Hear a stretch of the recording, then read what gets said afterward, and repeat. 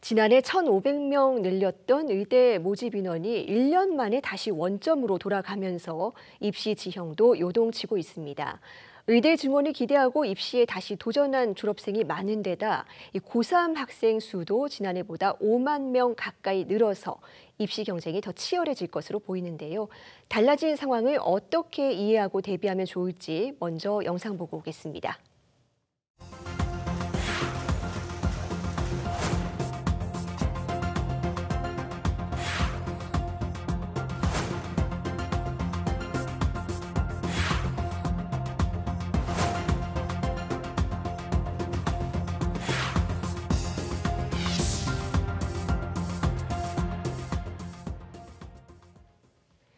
입시의 정서, 오늘은 서울 숭의여자고등학교 정재원 선생님과 함께합니다. 선생님 어서 오세요. 안녕하십니까? 예, 정말 정책이 이랬다 저랬다. 지난해에는 의대 모집 인원이 갑자기 1,500명 늘었고 이번엔 다시 줄어서 원점이 됐습니다. 이게 학교 현장에서는 얼마나 큰 변화인 건가요? 의대 문제 같은 경우에 그 문제에 앞서서 우리가 이제 지난 수년 동안 사회적 합의가 되어 온 것들이 있습니다. 대입 예고제 같은 게 그런 건데요. 이런 대입 예고제가 흔들린다는 좀 느낌을 받아서 좀 아쉽습니다. 특히 의대 문제는 이제 보는 관점에 따라서 굉장히 다르겠지만 입시라는 관점에서 보면은 안정성과 신뢰성에서 이제 문제가 발생했다는 점이 좀 유감스러운 부분이 되겠고요. 또 2027년도에 모집 인원이 또 한 번 확정되지 않고 미뤄졌습니다. 이런 부분들에서 아직까지 불확실성이 좀 남아있다는 부분이 좀 지적될 수 있을 것 같고요. 또 아마 이제 의대 모집 인원 감소가 우리 사회를 전체적으로 흔들 만큼의 엄청난 변화다 이런 것보다는 2025학년도 대입이었다면 합격할 수 있었는데 내가 올해 의대 정원이 줄면서 못 들어갔다라는 이제 이런 느낌을 받는 이제 상대적 박탈감들이 좀 입시계에 좀 팽배할 것 같아서 그게 좀 아쉽습니다. 네, 올해 입시에서는 특히 이른바 황금 돼지띠 여파로 고3 수험생 수도 많이 늘었고 졸업생 수도 많이 늘어 있습니다. 합격선에도 영향이 갈 것 같은데요. 어떻습니까? 예, 일단은 모집 인원에 큰 변화가 없는 서울권 의대 합격선은 달라지지 않을 것으로 보입니다. 그러나 수도권 및 지방 소재 의대는 좀 경우가 다를 것 같은데요. 수도권 의대 합격선은 크게 오를 가능성이 좀 높고요. 지방은 이제 지역 인재 전형에 얼만큼의 이제 숫자를 배정하느냐. 그러니까 전년도는 60%까지 배정을 했거든요. 근데 올해는 이제 모집 인원이 줄었으니까 좀 더 줄어들 수도 있어서 이제 이런 부분들의 변수가 좀 확인이 돼야만 좀 어느 정도 예상이 가능할 것 같습니다. 어쨌든 의대 합격선의 변수는 수도권 의대와 지방 의대의 지역 인재 모집 인원이 결국에는 이제 좌우할 것 같고요.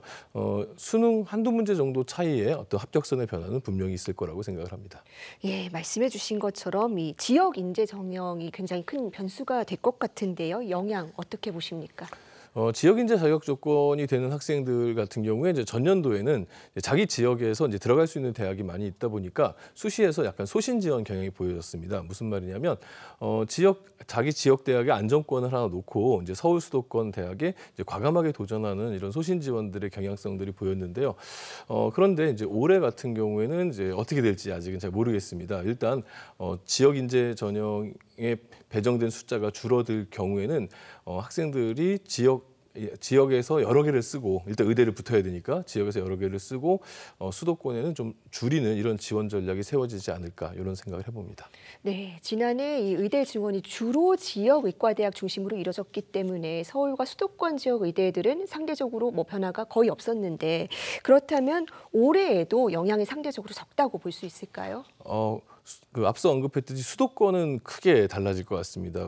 보통 이제 수도권 의대 같은 경우 한 40명 정도 모집했던 학과들이 전년도 한 120명까지 이렇게 뽑았거든요. 그러니까 그 차이가 굉장히 크죠. 그래서 특히 성대, 아주대, 가천대, 인하대 등의 이제 선호도가 높은 대학들의 모집 인원이 크게 줄어들 것으로 보여서 경쟁률과 합격성 상승은 이제 불가피할 거다 이렇게 생각하고요. 또 의대 지원자들을 이제 분석해 보면은 보통 이제 의대만 지원하겠다는 친구들이 있고 의대와 메디컬 전체를 보는 친구들이 있고 상위권 공대를 지원하면서 의대가 될 가능성이 있으면 의대를 해보겠다 이런 이제 친구들이 있는데 이제 이런 학생들의 분포도가 얼만큼 되느냐 이게 이제 입결에 좀 많이 영향을 끼칠 것 같습니다. 다만 의대 모집 인원이 감소한 만큼 또 주저하는 친구들 또는 이제 의대 메디컬이나 의대 공대 요 조합을 쓰는 친구들이 좀 주는 경향들이 있을 것 같아서 경쟁력 면에서는 일부 대학은 아주 일부지만 뭐 낮아지는 그런 경우도 발생할 것 같습니다. 네, 사실 이 의대 합격선이 변하면 이 자연계열 학과들도 연쇄적으로 영향을 받는 걸로 알려져 있습니다. 올해 자연계열 입시는 어떻게 전망하시나요? 보통 이제 의대나 이제 서울대 이공계 같은 경우에는 수능 조합이 좀 비슷하거든요. 그러니까 수능에서 이제 미적분 기하 과탐 조합으로 지원하는 서울대 지원하는 그 공대 지원자 숫자가 약 1,600명 정도의 모집 인원이 있습니다. 근데 올해 1,500명이 이제 의대에서 감소가 됐으니까 실질적으로 이제 서울대 이공계 대학 하나가 사라진 어떤 그런 효과의 경향성이 있겠죠. 그러다 보면 당연히 서울대, 연세대, 고려대의 상위권 이공계들은 그 도미노 현상처럼 합격선이 이제 유의미한 변화를 가지고 올 것이라고 생각을 합니다. 그런데 이제 치대 같은 경우, 그러니까 근데 그 가운데서 이제 치대 같은 경우에는 보통 이제 의대 때문에 충원이 많이 돌았거든요. 근데 치대 같은 경우 올해는 충원이 반드시 좀 적게 돌 가능성이 있기 때문에 치대 합격선은 좀 올라갈 수 있다고 봐야 되겠고요. 약대는 이제 최근에 상승세가 좀 주춤했습니다. 그래서 의대 입결하고 직접적인 결과가 있을지 그거는 한번 좀 지켜봐야 되고요. 아마 이제 약대 지원자 중에 일부가 아마 상위권 공대, 특히 이제 화생공 쪽으로 도전을 같이 하면서 아마 전체적으로 약대나 화생공 쪽이 좀 올라갈 가능성은 있습니다만 의대 여파가 아주 직접적으로 미친다고 보기는 좀 어려울 것 같고요. 한의대 같은 경우에는 이제 원래 문과 상위권 학생들도 지금 지원도 하고 이제 공대에 쓰는 친구들이 많이 지원하기 때문에 원래 의대하고 이렇게 중복 지원되는 경우는 그렇게 많지는 않습니다. 그래서 한의대는 뭐 상대적으로 뭐 그렇게 막 드라마틱한 입결 상승으로 이어질 것 같지는 않습니다. 네, 1년 만에 상황이 너무 달라지다 보니까 수험생들도 혼란스러울 것 같은데요. 이 혼란을 잘 헤쳐가려면 어떤 정보를 참고해야 될까요? 이제 원래 이제 입시 결과 정보들은 3년치 정도를 참고하는 것이 맞습니다. 그리고 이제 수시에서 학생부 종합전형 같은 경우에는 원래 정량적인 평가를 하지 않기 때문에 정량적인 합격선 자체가 큰 의미는 없습니다. 따라서 3년간 본인의 이제 내신 성적이 1등급 초중반대를 유지해온 학생들, 이런 학생들이 의대를 잘 준비해 왔다면은 뭐 소신껏 도전하는 것이 이제 기본적인 방향일 것 같고요. 교과 전형이나 정시처럼 이제 정량 평가를 하는 전형에서는 이제 2, 3년 전의 결과들을 좀 참고해 봤으면 좋겠고요. 이제 말씀하신 대로 올해 황금돼지 띠니까 인구가 굉장히 늘거든요. 학생 수도 늘고 그래서 상대적으로 또 의대 모집 인원 감소했고 따라서 이런 부분들을 고려해서 조금 좀 안정 지원을 같이 고려해서 수시 6장 중에 뭐 몇 장은 안정 지원하겠다. 이런 안정 지원과 소신 지원을 각각 고려해서 지원했으면 좋겠습니다.